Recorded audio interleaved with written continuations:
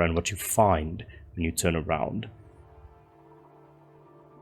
is a massive glowing orb that burns like the hottest white sun you've ever seen. Those born of high esteem, they believe themselves better just because the natural world blessed them with whatever the fuck runs through their veins. Do you know Zavant who wears a bird mask?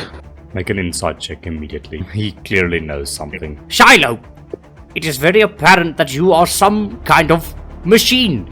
An automaton. See, I knew you was a fake. Shiloh turns around and walks away from the group. Your father sacrificed so much for you. Having your rage being misused by other people is a dangerous, dangerous game. The Crimson Dawn! That's who we're working for. Handcuffs are placed on your arms. One guy goes, "Wait a moment. You're supposed to be dead."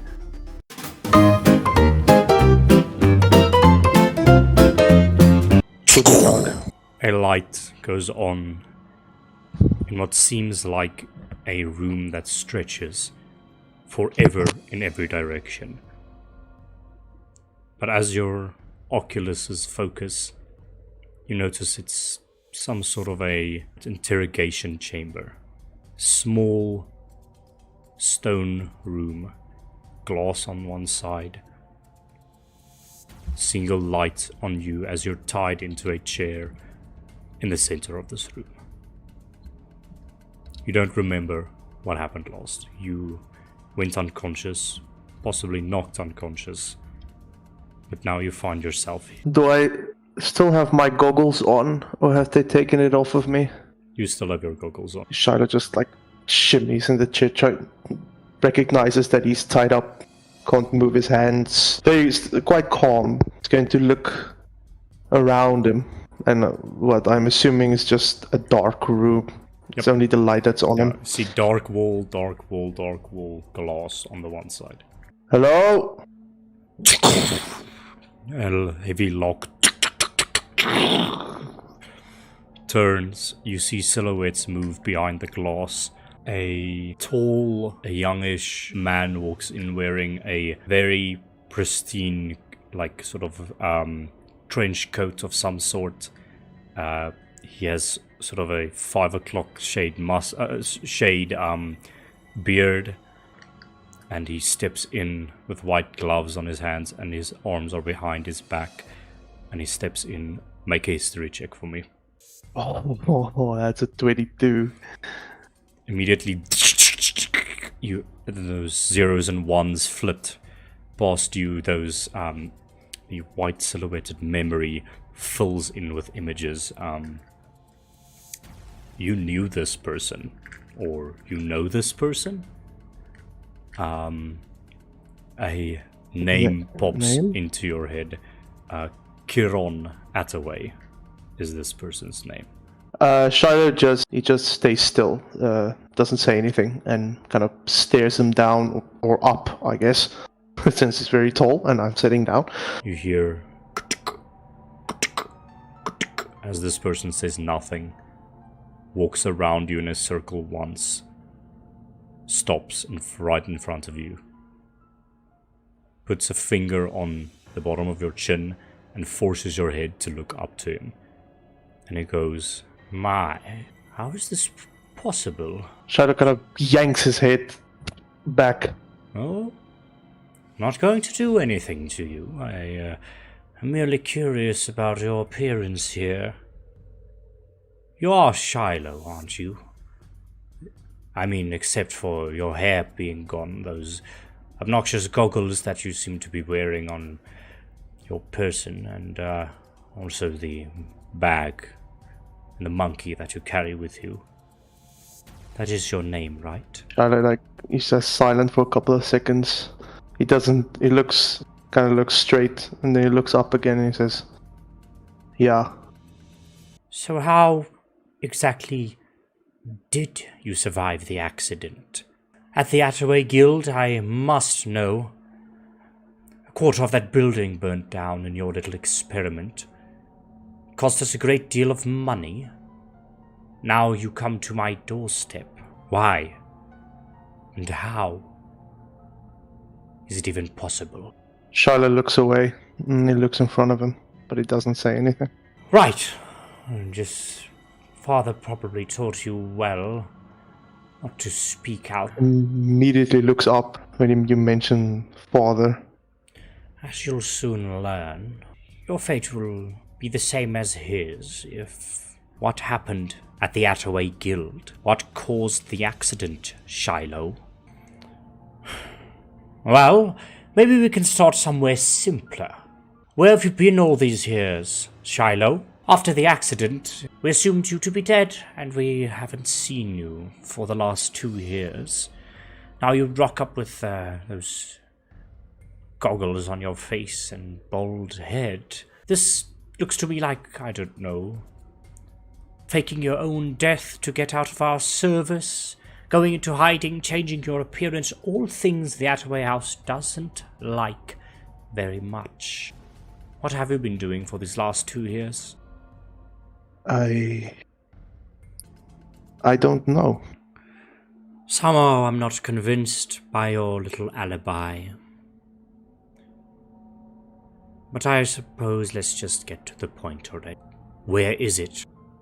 There's that. The weapon you and your father so graciously hid from us for all these years. Building it under our noses. Not letting us know about it and then burning the goddamn building down. For us never to find it again.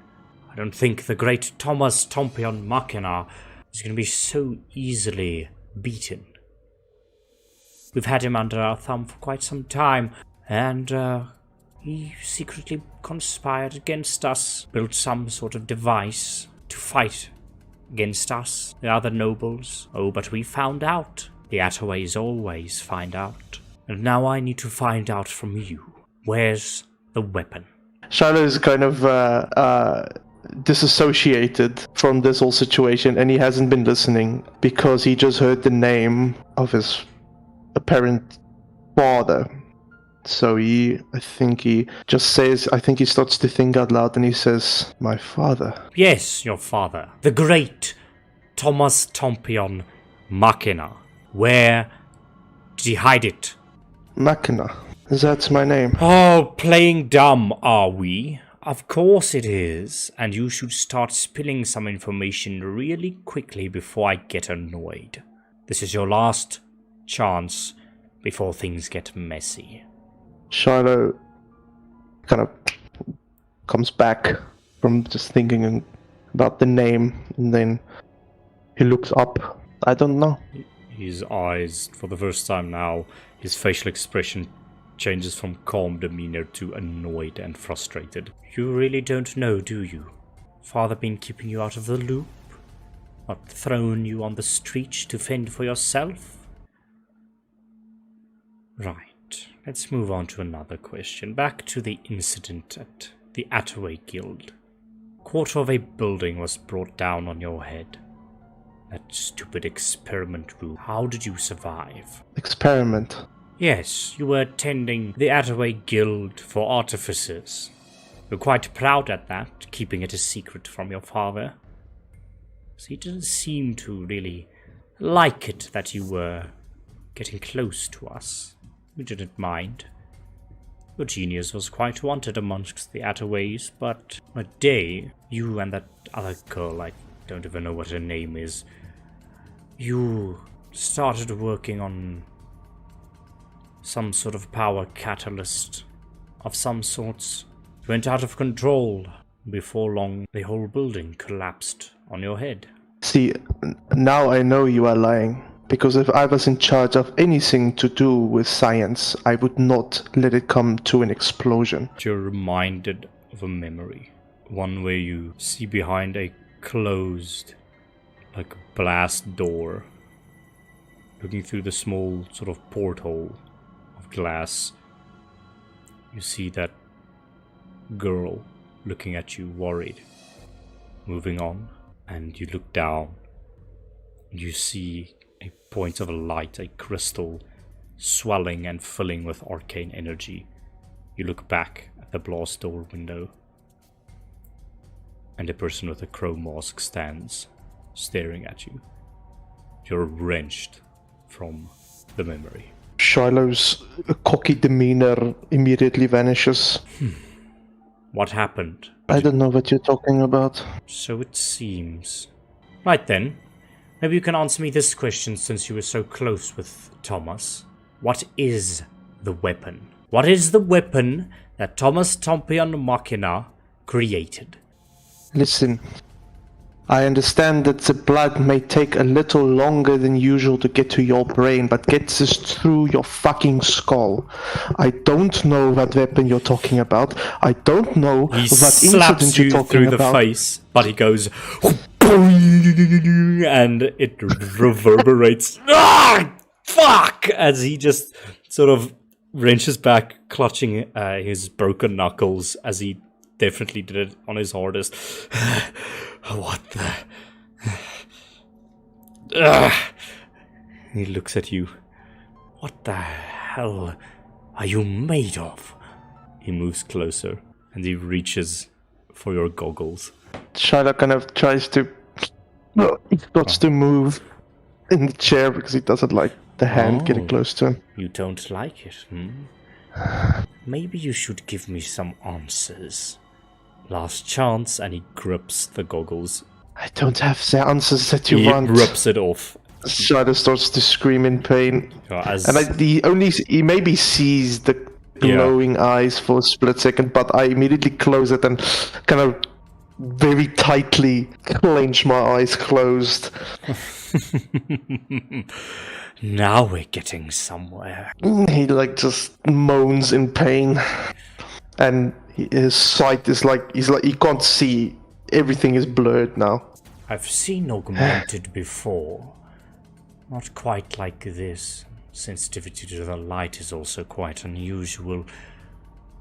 Do you think perhaps you're the weapon? I don't know. You tell me. And my arm blade will activate, hopefully cutting the ropes from my hand, and I will stab this motherfucker in the stomach. The arm blade clicks out, slices the rope, slices the chair into...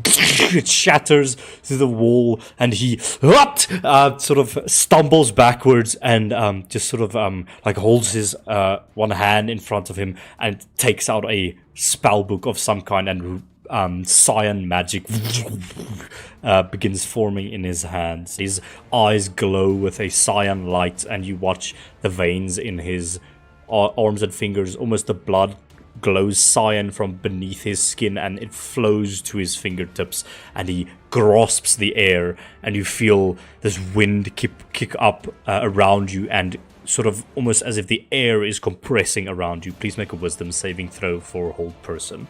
That's a 9 on my wisdom save. You're held. You just feel the winds compressing against you. You sort of try to move the arm blade. It rattles against the wind. Yeah, I think what happened was I broke through, and the ropes broke, and the chair broke, and he kind of stumbles back, drops my goggles, and I just go to slash him, and he just immediately stops him. The blade is very near to his chest.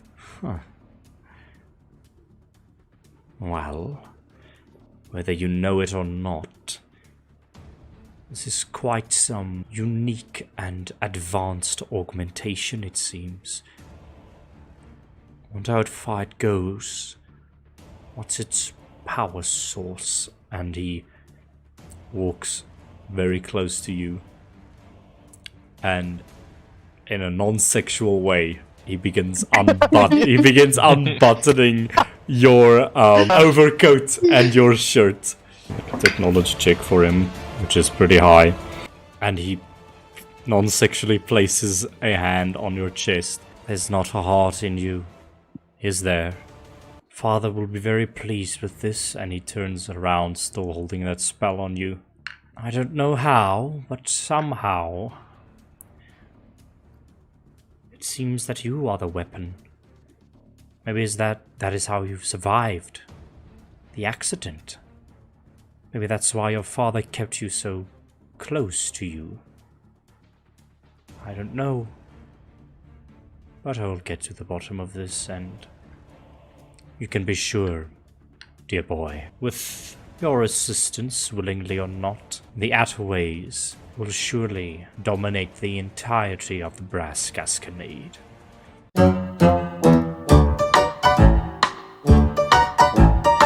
Emergency summons! There is a crisis! Everybody, wake up! I must speak with all of you immediately! And he begins like banging on everyone's doors that are still asleep. You all sort of, I think, honestly just confer in the hallway, and sort of Fulhan stands on the one side. Right, you might be asking yourself, oh Fulhan, why have you woken me up in this hour? Well, I have that answer for you, and we have a crisis. Shiloh is missing. Miss Alora shows great concern for Shiloh, which is something I do commend, and we believe that he might have gone to House Attaway, these Ventus sorcerers of the Eastern Bourgeoisie district. You are all going to scout out House Attaway. Some of you may want to get in a little bit closer, hear some of the guards gossip, or possibly get into the house to find out more information on where Shiloh might be. He's one of our own, and since he has connections to House Attaway and those that he wishes to return to, and also a connection he wishes to return to, that warrants our investigation. Because a few things don't quite add up. And just pray that House Attaway hasn't done anything to him yet. Because the state that we found him in, well, was trapped under a bunker within a burnt-down building. So it seems that they might just have ill intent for him. Right, you have your mission. Scout out House Attaway. You big fellows, please keep them safe. Stay in the wings until Ox and Alora calls for your aid. Thank you, and goodbye. I will be seeing you. And he sort of stands there and waits for you to leave.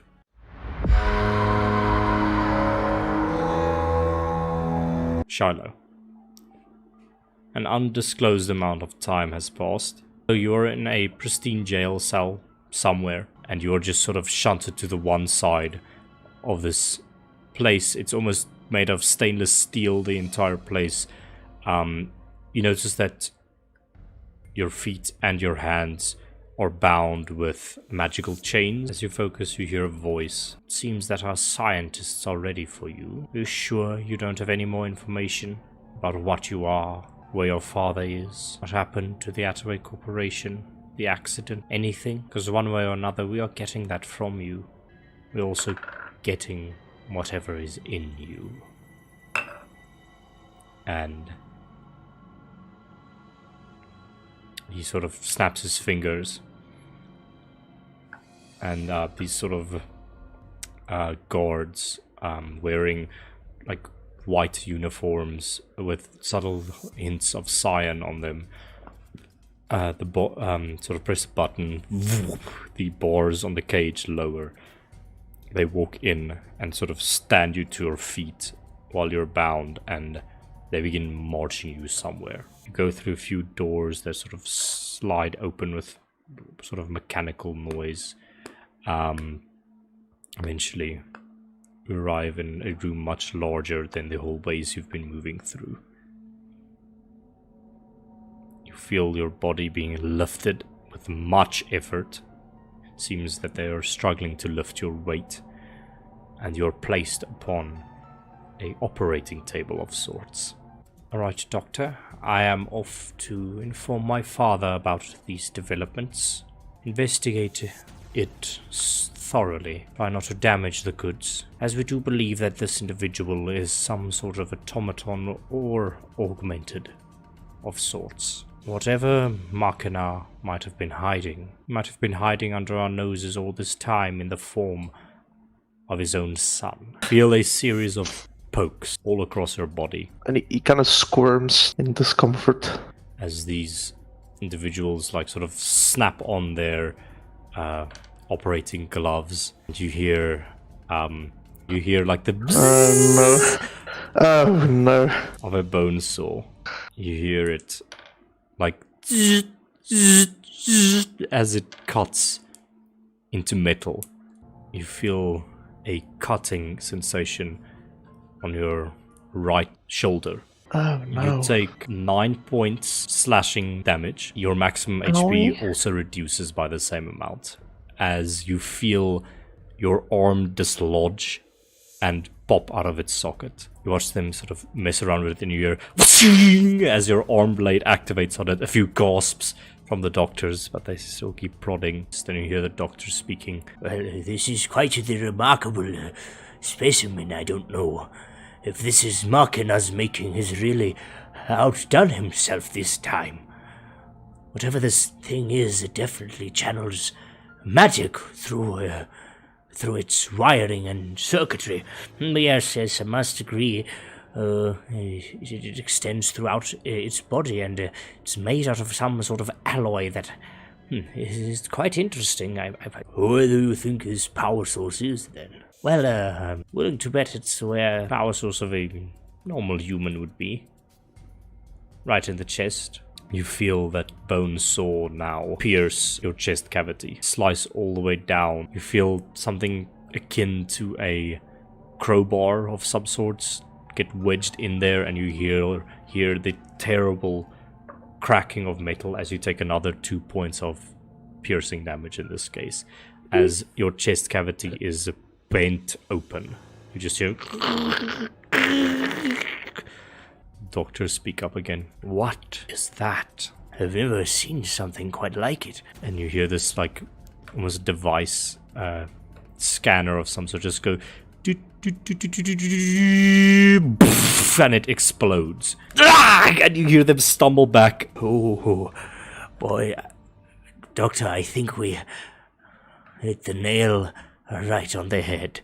This must be the core the master was talking about, that Machina was talking about. I only know rumors that Machina found a power source that was near limitless. If this is not it, then the grass isn't green. Yes. Very good. And you feel a noise and something being sort of raised out of your chest cavity. The light is very harsh, but looking over your chest you see the same bright light that you saw in that vision once. A orb of white energy that glows like the hottest sun you've ever seen, extruding arcane energy, and it is now sort of elevated out of your chest cavity, connected by like many wires. And I would like you to make a history check in this moment. That is a 14 on the history. As you look into this, vision appears once again. You're taken back to a scene that is familiar to you. Well, seems familiar to you. You're strung up in a familiar basement, almost as if your arms are held up by ropes, your feet are held up by ropes, just sort of suspending you in the space. You see the inverted silhouette of this man that you recognize as Thomas Tompion Machina. You don't see his face, just the white silhouette. You see this glowing orb on a table nearby. He's walking, pacing. He's nervous. He says, "My dear boy, we have been wronged by these people for so long, even convinced that they took you from me in the first place. But I'll show them. Look, I have rebuilt you. You look just as perfect as the day that I lost you. Never fear, my boy. I will return all your memories to you. Your mind will be stronger than it has ever been before. I've had it with these nobles, the oppressive regime, because at the end of the day, I was the one that indirectly gave them all their power. I adapted their sorcery into the flying machines that they wanted to covet the skies from my technology. They made a fortune, and all that I get, the small little hovel that sits on their property, which is not much more than a glorified prison cell, for me to toil away while they grasp all the power in their greedy hands. I've spent much time, and he walks over to the orb. I've kept this a secret from them for a long time. This is a device that I call the Perennial Core. I made it from ancient artifacts that happened to come to me in my work. It is a core of power that can generate near unlimited amounts of arcane energy, and you will use it to flatten their little nobility into the ground. We begin with the Attaways, then we move on to the rest. And he picks it up and slots it into your chest. And he says, after this is done, maybe we go back to those happy memories that we had. I will make things right. We can live to create and to imagine to the ends of our minds after this is done. It is all that we've ever wanted. All that you've ever wanted. With that, the orb is absorbed into you, and you feel that immense amount of power rush through you for the first time. And with that, I think we're going to call this episode. See you next time on the Brass Gasconade. Goodbye. Auf Wiedersehen.